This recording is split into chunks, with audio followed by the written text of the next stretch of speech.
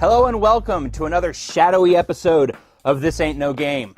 Following our short hiatus, this week we continue our Uwe Boll freefall with Alone in the Dark, starring Christian Slater, Stephen Dorff, and Tara Reid.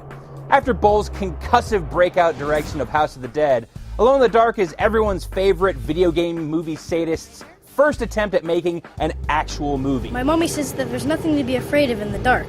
Your mother's wrong, kid.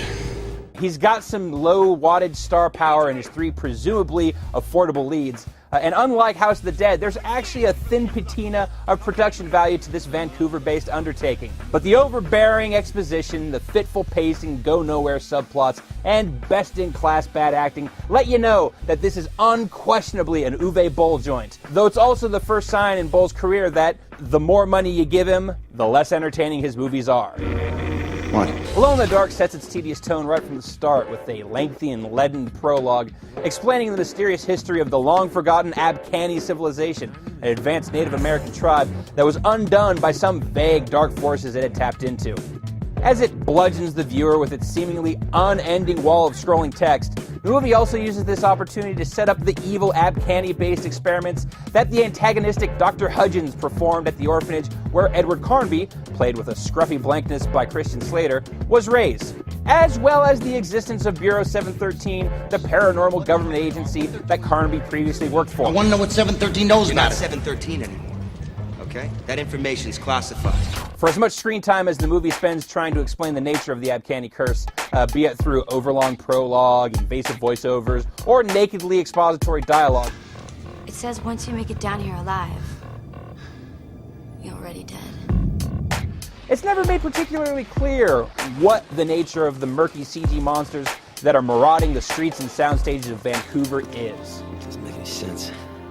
When Edward Carnby's not getting into hilariously choreographed fights with invincible henchmen, he's looking dumbfoundedly at Abkhani artifacts with his archaeologist girlfriend Tara Reid, This is Aileen Cedric. She's the assistant curator. who you could totally tell is like really super good at archaeology and really smart and stuff, because she totally keeps her hair in a no-nonsense ponytail and wears glasses for looking concerned at stuff through. She even knows that Newfoundland is a place, you guys. The thing is, they're all from different locations. Venezuela, Newfoundland, Alaska, and now this one's from Chile. While their performances aren't really notable either way, you could almost see the respectively whispery and barky performances of Christian Slater and Stephen Dorff working well in an alternate universe version of Alone in the Dark that was competently produced. There's no world, though, where Tara Reid is a believable archaeologist. In this one, she barely even registers as a person. Most of the movie's look is characterized by Uwe Boll's tendency to overlight everything, which is especially ironic considering that the movie is called Alone in the Dark.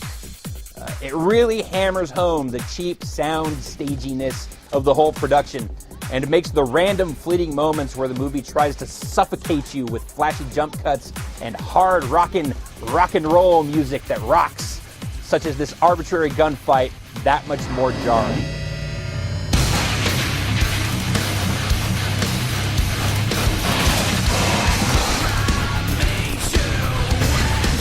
The movie blows most of its first hour on empty talk, a few slack-ass attempts at jump scares, and an out-of-the-blue sex scene that's paired with some of the most bafflingly sexy music. 7 seconds away, just as long as I stay. But any pretense of horror movie tension is abandoned in the back half, which is dominated by never-ending firefights between the cheaply equipped quasi-SWAT teams of Bureau 713 and the not-zombie people and bony monsters who are just ever so slightly not quite similar enough to H.R. Geiger's alien designs to warrant legal action. It goes on for long enough that you might expect some kind of grand climactic confrontation, but the movie ends up just kind of sputtering to a close with just barely enough momentum to coast past the finish line.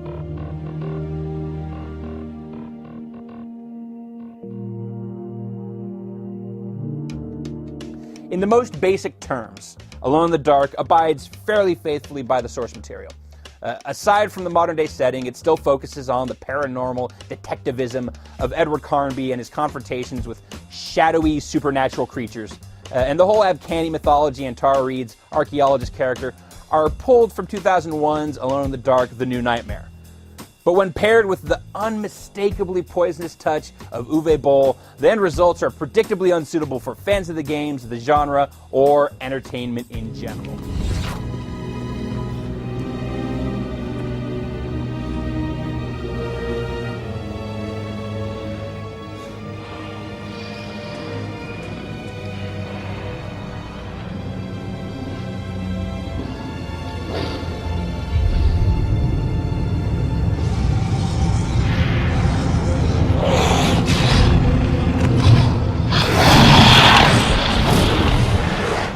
Let's just back up nice and easy. Nice and slow. And that's going to do it for this week's episode of This Ain't No Game. I'm Ryan Davis, reminding you that it's pronounced Newfoundland, not Newfoundland. Newfoundland. You asshole.